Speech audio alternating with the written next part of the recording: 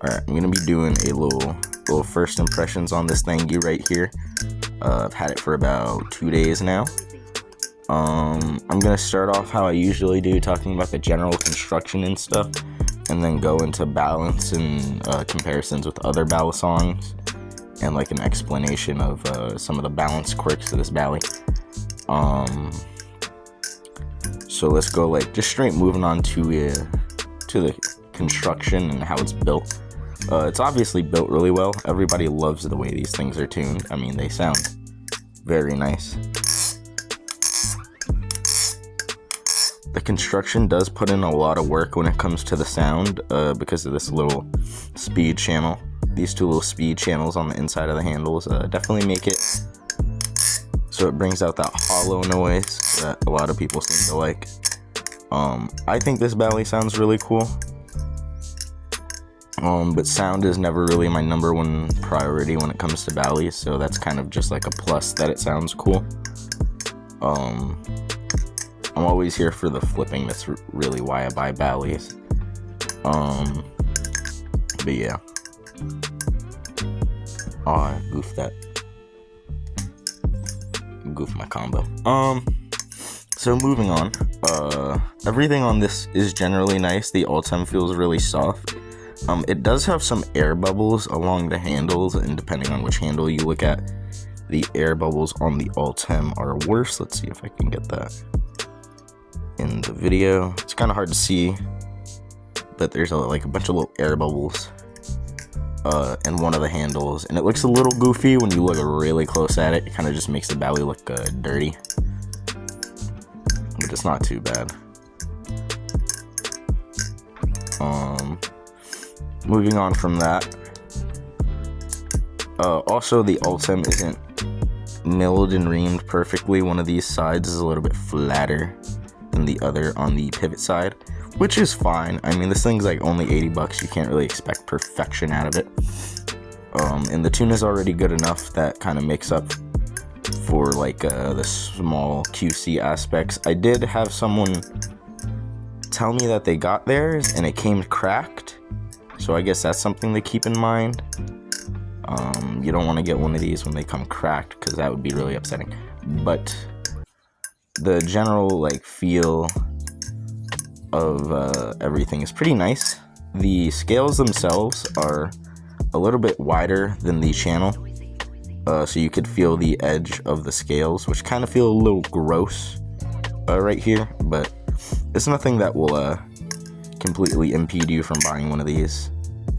It's just something I noticed, because on a knot and a rep that just doesn't really happen too often, and it usually just feels better.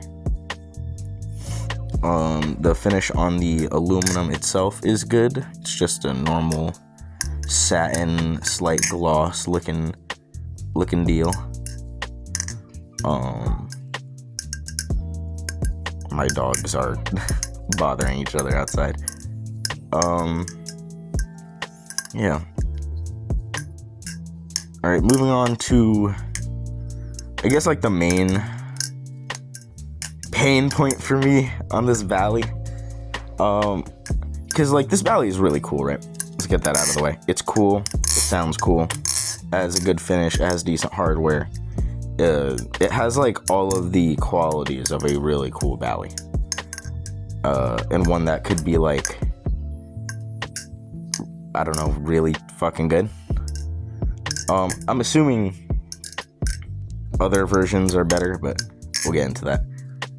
So just like off the balance, out of box it felt really blade biased. Not really even like super blade biased. It felt blade biased with no ass weight, which is weird, right? Because you're like, oh, this thing has a adjustable weight system, so I could probably make that better. The amount of tip weight this thing has, right, by like putting in stainless steel pins in it or whatnot. But I ended up taking it apart and figuring it out. It's already on its heaviest configuration. So your options when it comes to this Bally and its weight system is blade bias with no ass weight, or blade bias with no ass weight just worse. Which is kind of something I really was hoping wouldn't happen with this Bally. Because I kind of just wanted, like, I don't know, usually if you do an adjustable weight system, I expect there to be, like, see, like, it doesn't like certain tricks sometimes. Like, it doesn't want to do a rollover. But, like, I just expect it to go from, like, blade biased to light handle biased while using said weight system, and then from there you could, like, find your preferred weight. But this Bally doesn't really do that. Your options are kind of just limited because of the weight of this specific model. It could be better with, like, a different model. Like, the Bowie is probably much better. I don't have a Bowie, and nobody has tried to trade me yet. And my issue is I guess I'm just rambling. Is, like, I get the Bowie is probably, like, the handle bias version of the two. But it feels like we should just be making Ballies that account for these aspects before they're even shipped. You know what I mean? Like, I feel like you could have just trimmed down this blade, made it a little bit slimmer, not so thick at the top, and it would just have, like, a super neutral balance even on the heaviest configuration, which isn't, like, the best, as I explained before, because with these configurations and adjustable weight systems, you want to be able to change it to your preferred, like, light blade biased or light handle biased or somewhere in between, right? But with this, you don't really have that option, and I felt like it should have been designed with that in mind if you're going to be doing an adjustable weight system. Maybe the Bowie was the first blade to be made, and this was just, like, a secondary model with less thought into the balance of the blade and the handles. But, like, I don't know, it just, like, makes things kind of ass, right? And something else I was talking about when talking about this Bally is my friend was like, maybe you just don't like blade bias knives, and I immediately called him out on that, and I was like, that's not true, because I love reps. Reps are amazing to me. They're one of my favorite Ballies ever. Like, they're just perfect. I think they're one of the best Ballies that you could buy. Obviously, they're not going to be for everybody, but they're really good. And I love reps. And reps are blade bias. Like, if you think a Tanto stock rep is handle, you're probably fucking retarded. Because let's do a Chaplin real quick. It just flies off. There's not a lot of effort that needs to be put into that for it to be ejected from your finger. Now, if you were to do something like that on a Nautilus, that knot stays stuck. It's not as stuck as it could, like, other Ballies, like a I don't know, something with more handle bias, but you could see, like, it just stays stuck for longer. So yeah, people who tell you stock reps are handle are fucking liars. And if you ever want to know if someone can tell a balance of a Bally, ask them what a stock rep is in terms of balance, and if they say handle, they don't know what they're talking about. But yeah, so back onto that, yeah, I love the rep. It's a blade bias knife, but the real difference between a rep and something like that over there, and the reason why the rep stays consistently good even though being a blade bias knife, is something I mentioned earlier in the video, is ass weight. Look at that chunky ass spacer you got in there. Look at that fat fucking spacer, these steel screws. That creates a lot of end weight. I even have some extra end weight with this one screw right here. This thing you would expect it to have, like, a lot of ass weight, because there's these big screws and then 4 like stainless steel fucking pins in here, each handle. It just doesn't. Like a rep has enough ass weight and it has enough tip weight, so even though it's blade biased, it's still incredibly consistent because it still goes through with rollovers. It's solid like 88% of the time. Like maybe you might have like your one weird rollover here or there, but like it's consistently good for a reason, right? Like it's a very good knife. It's balanced properly.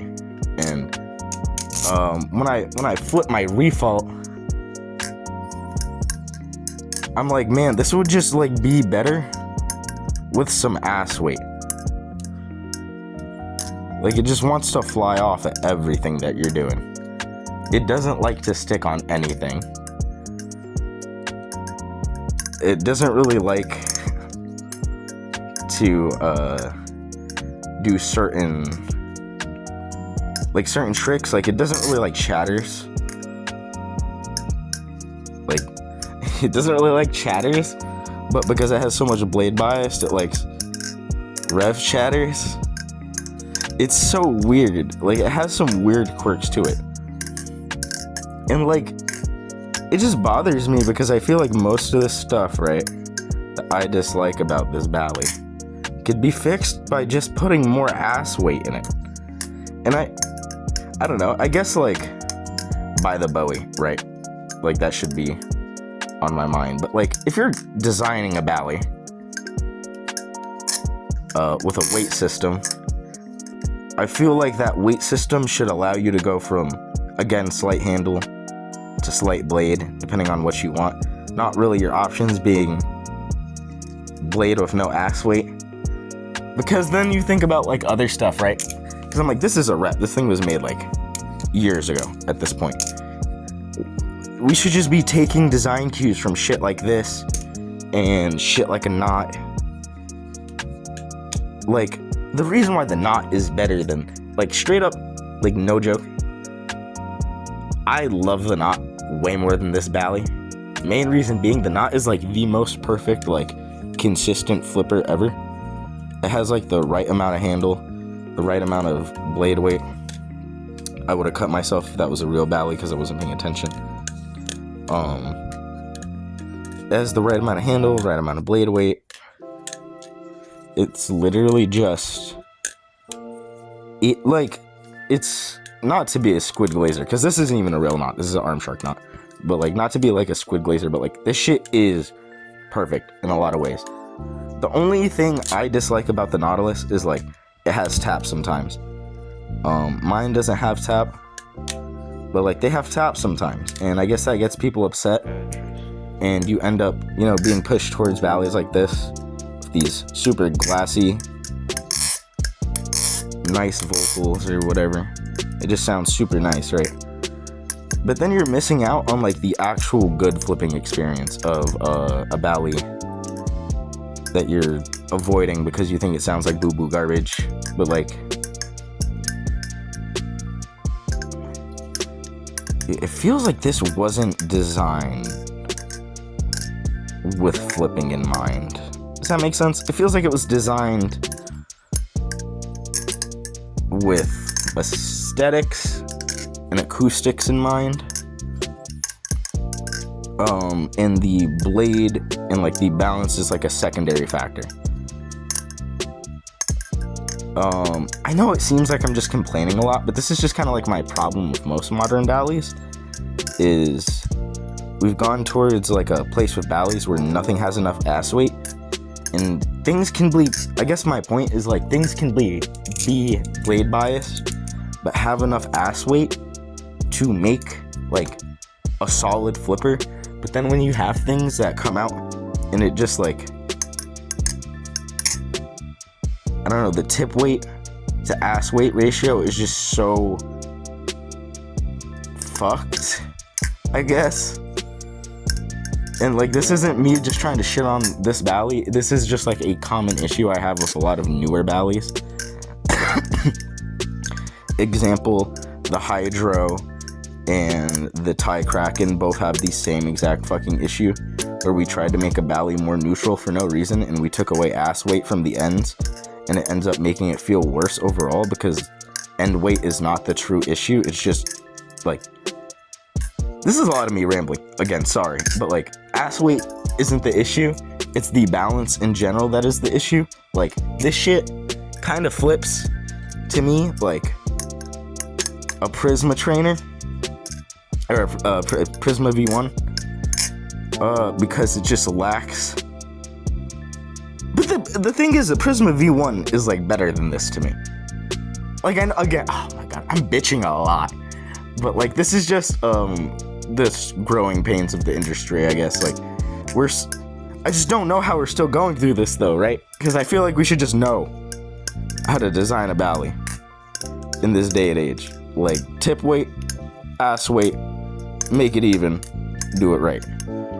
I feel like a lot of modern Ballies are for some reason scared of ass weight because they're scared of people saying shit's handle biased or something. But like, guys, can we just stop? Handle bias is like light, medium handle bias is like a perfect thing for a Bally. You don't need everything to be dead neutral, nor have I ever flipped a Bally that is fucking dead neutral.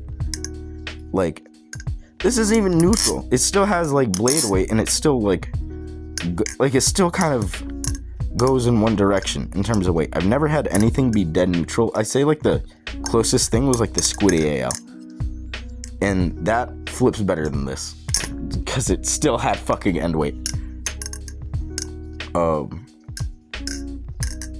I know a lot of this is just me like kind of just like complaining about Ballies and just the lack of end weight in a lot of them. But I feel like it's because we've gotten to a point where like we try to make everything more fucking neutral and it just doesn't work. It just doesn't, because we're taking away ass weight from shit that doesn't need its ass weight taken. Like, again, a rep. Look at this. Tip weight, ass weight, blade bias. You can still make this. Like, you could still make a Bally with good ass weight that's blade bias and flips good. But then we get neutral pieces of shit, or pieces of shit with no ass weight in it, and it just feels bad. And again, maybe the Bowie's better, but like, I can't imagine the fact that it feels like it has no ass weight randomly just disappears on the Bowie either. Like, I just imagine it would feel like slightly more pivot weighted, or maybe more neutral. But like, I feel like the issue is probably still there, where it doesn't feel as good as like anything else, or like any of the older stuff because of that. And I know this Bally is $80, but like, this is just me rambling about like general what I have seen in the last year with Ballies, and it kind of just pisses me off. I don't know why you know what, fuck it, I'm done from here. I think I got my general point across. It feels really good. I don't like the balance, and it makes me upset because I feel like it could be better. Maybe the Bowie's better, but like, again, I feel like it'd just be more pivot weighted. Whatever, I don't give a fuck. You guys got it. I'ma leave now. Bye bye.